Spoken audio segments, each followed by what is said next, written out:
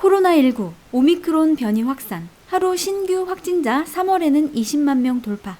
코로나19 오미크론 변이의 확산으로 2022년 1월 26일 기점으로 1만 명을 돌파했습니다. 이달 중순 신규 확진자 숫자가 3,000에서 4,000명이었는데 오미크론이 우세종이 된 지난 22일 7,000명대를 돌파하더니 25일 8,000명대를 넘어 26일 0시 기준 신규 확진자 숫자가 1만 명을 넘어섰습니다. 오미크론의 확산 속도가 워낙 빠르기 때문에 앞으로 확진자 숫자는 더욱 늘어날 전망입니다. 오미크론은 기존 델타 변이보다 전파력이 2배 이상 강합니다. 이것이 우세종으로 자리 잡으면서 방역 당국은 바짝 긴장하고 있는데요. 여기에 설 연휴 대규모 이동이 예상되면서 확산세는 더욱 가파를 것으로 예측됩니다. 중앙방역대책본부 등은 2022년 2월 중순 신규 확진자 숫자는 27,000에서 36,800명 정도가 될 것으로 예상했습니다. 그리고 2월 말에는 79,500에서 122,200명으로 치솟을 것으로 보입니다. 이재갑 한림대 강남성심병원 감염내과 교수는 지난 24일 CBS 라디오 한판 승부에서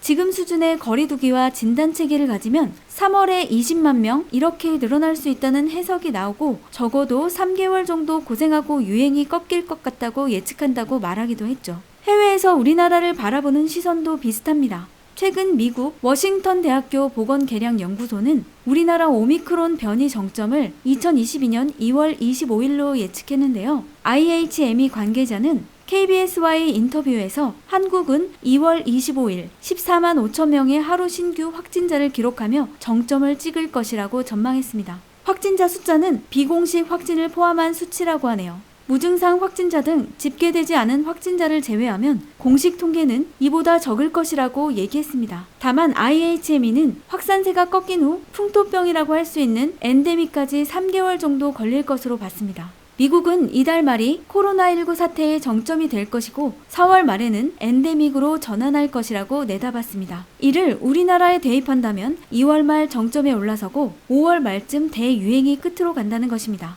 다만 이는 추측일 뿐입니다. 왜냐하면 엔데믹까지의 소요기간에 대해 명확하게 밝혀진 바가 없기 때문이죠.